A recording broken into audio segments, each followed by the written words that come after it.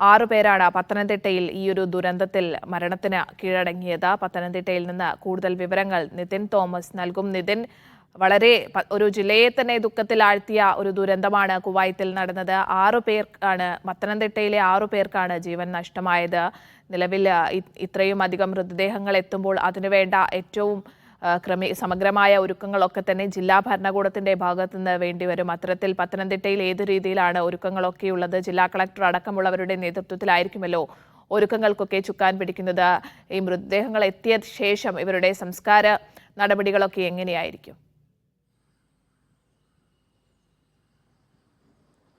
അതേ സ്നേഹ, ജില്ലാ കളക്ടറുടെ നേതൃത്വത്തിൽ വേണ്ട ഒരുക്കങ്ങളെല്ലാം ഇന്നലെ രാത്രിയോടുകൂടി തന്നെ പൂർത്തിയാക്കിയിരുന്നു.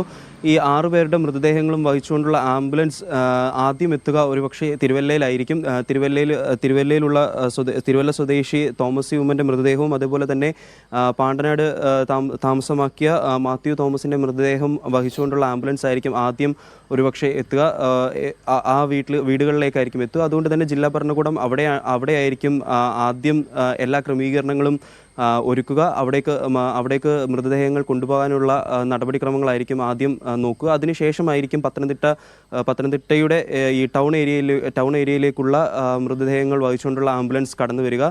ഈ 8:30 കൊച്ചിയിൽ എത്തിയതിന് ശേഷം എന്തായാലും മൃതദേഹം ഈ പൊതുദർശനവും കൂടെ കഴിഞ്ഞതിന് ശേഷമായിരിക്കും ഇങ്ങോട്ടേക്ക് വരിക. ഏകദേശം ഒരു 3-3.5 മണിക്കൂറോളം യാത്ര എടുക്കും ഈ പത്തനംതിട്ടയിലേക്ക് എത്തിച്ചേരാൻ.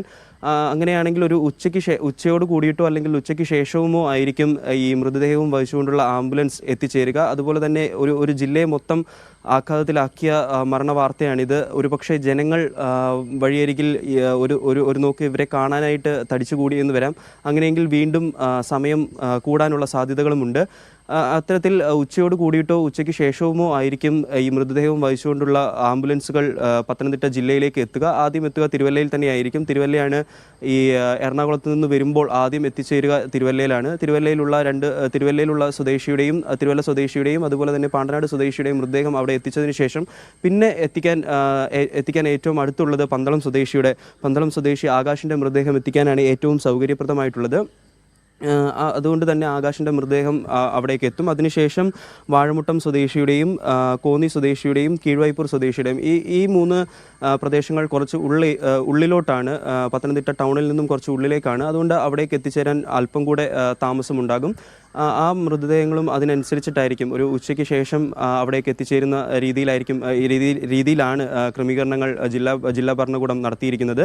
അതുപോലെ തന്നെ ഇന്ന് ഈ വാഴമുട്ടം സ്വദേശിയുടെ സംസ്കാരം ഇന്ന് തന്നെ നടത്താനാണ് ബന്ധുക്കൾ തീരുമാനിച്ചിരിക്കുന്നത്. വീട്ടിൽ അല്പസമയം പൊതുദർശനം നടത്തി ഈ ബന്ധുക്കൾക്കും നാട്ടുകാർക്കും ഒരു നോക്ക് അവസാനമായി മുരളീധരൻ നായരെ കാണാനുള്ള ഒരു അവസരം ഒരുക്കിയതിന് ശേഷമായിരിക്കും അദ്ദേഹത്തിൻ്റെ സംസ്കാരം നടത്തുക. അതിനുശേഷം ഈ ആകാശിൻ്റെ സംസ്കാരം, പന്തളം സ്വദേശി ആകാശിൻ്റെ സംസ്കാരം ശനിയാഴ്ചയാണ് നിശ്ചയിച്ചിരിക്കുന്നത്. ആകാശിൻ്റെ മൃതദേഹം എത്തിച്ചേരുന്നതിനൊപ്പം തന്നെ പന്തളത്തുള്ള ഒരു സ്വകാര്യ മോർച്ചറിയിലേക്ക് മാറ്റാനാണ് ബന്ധുക്കൾ തീരുമാനിച്ചിരിക്കുന്നത്. അദ്ദേഹത്തിൻ്റെ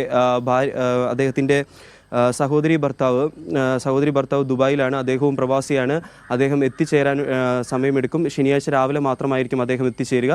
അദ്ദേഹം എത്തിച്ചേർന്നതിന് ശേഷം വീട്ടിൽ പൊതുദർശനം നടത്തി സംസ്കരിക്കാനുള്ള തീരുമാനമാണ് പന്തളം സ്വദേശി ആകാശിൻ്റെ കുടുംബം എടുത്തിരിക്കുന്നത്. ഒരു അമ്മയും സഹോദരിയും മാത്രമാണ് ആകാശിനുള്ളത്.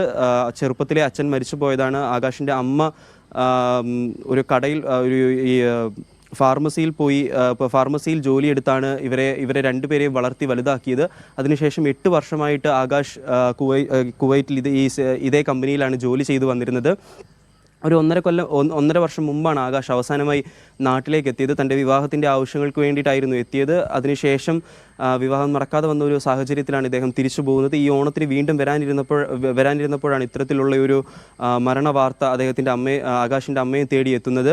ആകാശിൻ്റെ അമ്മ തനിച്ചായിരുന്നു ഈ വീട്ടിൽ താമസിച്ചു വന്നിരുന്നത്. സഹോദരി ഭർത്തൃ വീട്ടിലാണ്. അപ്പോൾ ഈ അമ്മ തനിച്ചായിരുന്നു. ഈ മരണവാർത്ത അറിഞ്ഞപ്പോൾ ആദ്യം അറിയുന്നത് മരണവാർത്തയല്ല, ഈ വാർത്തകളിലൂടെ ഇത്തരത്തിൽ ആകാശ് താമസിക്കുന്ന ഈ സ്ഥലത്ത് തീപിടുത്തം ഉണ്ടാവുന്നു എന്നറിയുന്നു. അതിനുശേഷം ആകാശ് മിസ്സിംഗ് ആണ് എന്നുള്ള വാർത്ത വരുന്നു.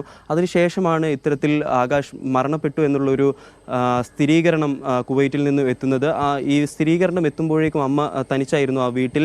ഹൃദയം നുറങ്ങുന്ന കാഴ്ചയായിരിക്കും ഒരു പക്ഷേ അത്. അതിനുശേഷം അത്തരത്തിൽ പിന്നീട് ശനിയാഴ്ചയായിരിക്കും ഈ ആകാശിൻ്റെ സംസ്കാരം നടത്തുക.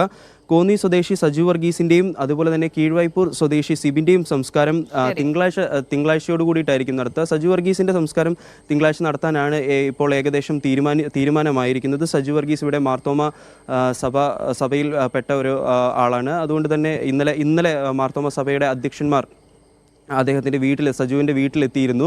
അതിനുശേഷം ഇവരുടെ ഒരു സൗകര്യം കൂടെ കണക്കിലെടുത്ത് സജുവിൻ്റെ സംസ്കാരം നടത്താനാണ് തീരുമാനിച്ചിരിക്കുന്നത്. അതുകൊണ്ട് തിങ്കളാഴ്ചയാണ് സജുവിൻ്റെ സംസ്കാരം നടത്താൻ തീരുമാനിച്ചിരിക്കുന്നത്. കീഴ്വായ്പൂർ സ്വദേശി സിബിൻ്റെ മൃതദേഹം നിലവിൽ നേരിട്ട് മോർച്ചറിയിലേക്ക് മാറ്റാനാണ് തീരുമാനിച്ചിരിക്കുന്നത്. സ്നേഹ.